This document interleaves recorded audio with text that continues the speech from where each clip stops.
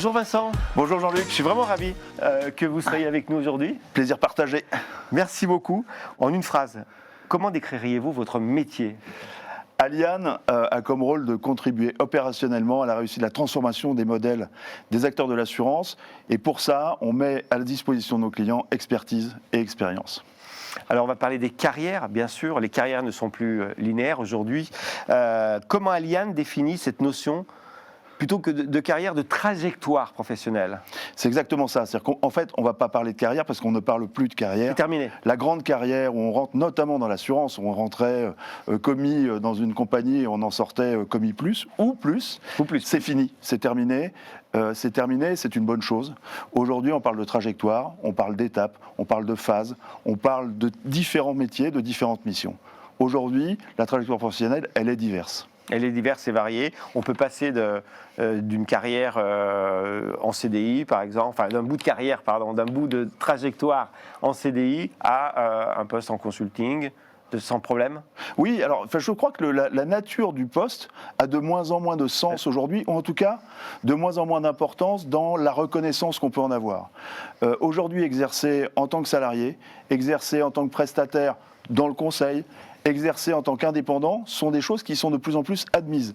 Et d'ailleurs, c'est un mouvement qu'on voit s'accélérer aujourd'hui, sans doute dans les dernières années, avec Covid aidant, un certain nombre de règles du jeu qui ont changé. Mais oui, aujourd'hui, il n'y a plus d'un côté la réussite sociale du CDI et les autres de l'autre côté.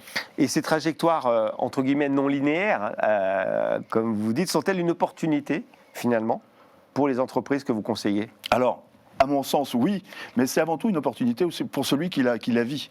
C'est-à-dire que la trajectoire diverse. Alors attention, on ne parle pas des gens qui papillonnent. Il y en a quelques-uns qui sont dans la cavalerie de l'échec. Ça, c'est des choses qui ne sont pas forcément louables et qu'on ne défend pas ici. Mais avoir une carrière diverse, qui montre curiosité, qui montre challenge, qui montre qu'on se remet en cause, c'est pour soi-même déjà très valorisant.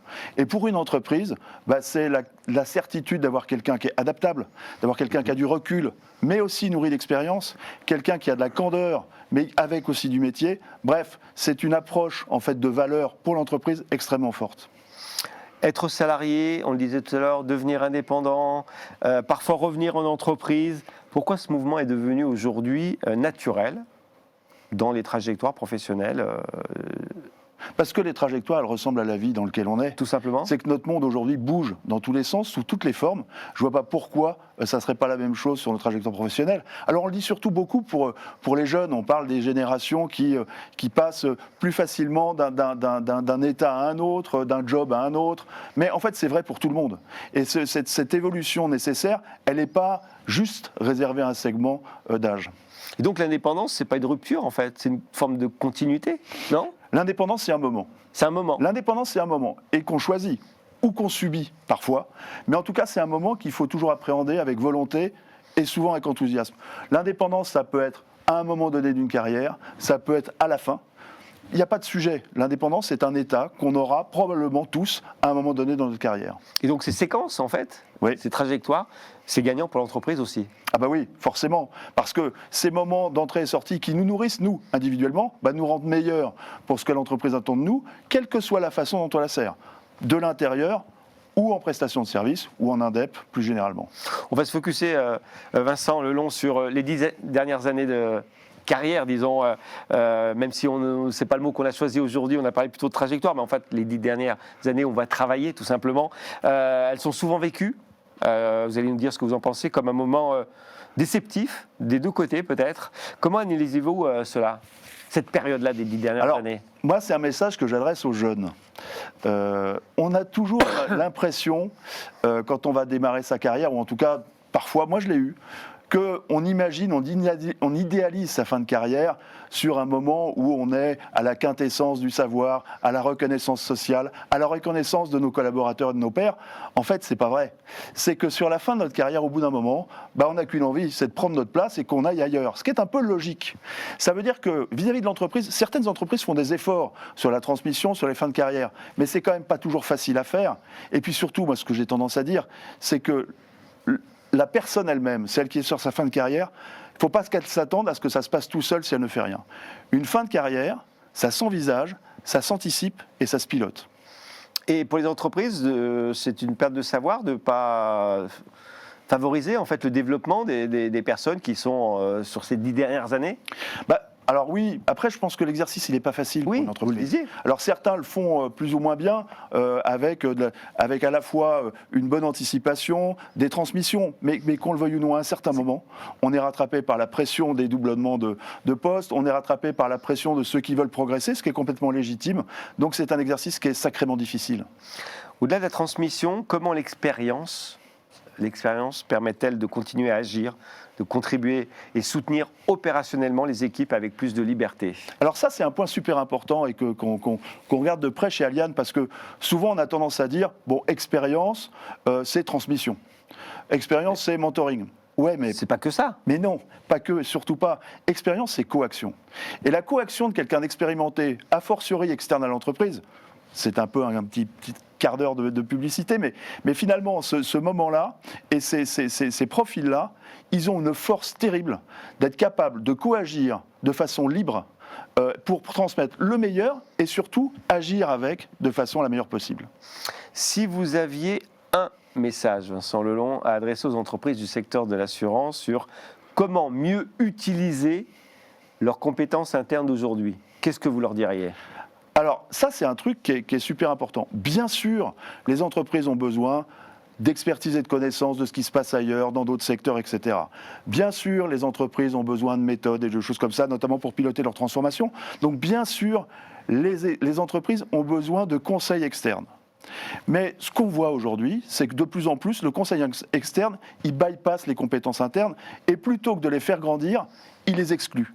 Et le message que je fais passer, c'est que dans une transformation engagée par un acteur de l'assurance, l'un de ses principaux soucis après la réussite de la transformation, c'est de faire grandir ses compétences internes.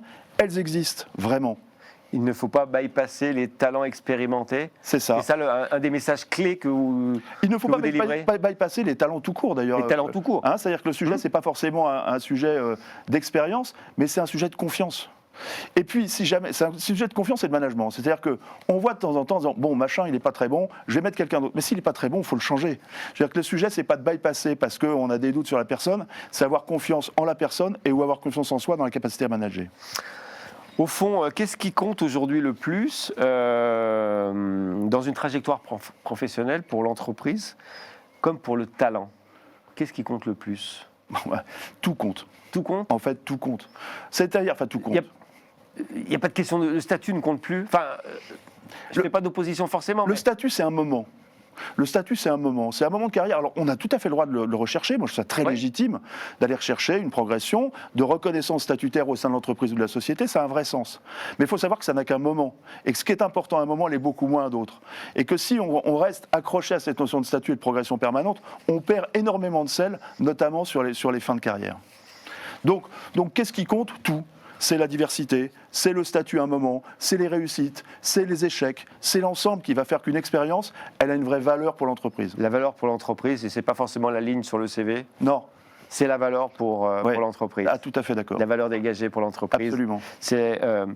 Alors, on va prendre un thé ou un café. Je ne sais pas ce que vous êtes, plutôt thé, plutôt café, Vincent? Moi, je ne suis pas très café, mais je suis très pâté. Surtout avec des cornichons. Mais sinon, c'est grave. Merci de ce bon moment de décontraction. Pour finir cet échange ensemble, vos talents, ceux d'Aliane, ce que vous appelez... Ce que beaucoup de gens appellent maintenant dans le secteur de l'assurance, c'est vos alter ego. Absolument. Ceux que vous positionnez dans les entreprises, c'est quoi? C'est des adjoints, des partenaires ou des collaborateurs? C'est quoi ces alter ego? Sont des co-acteurs.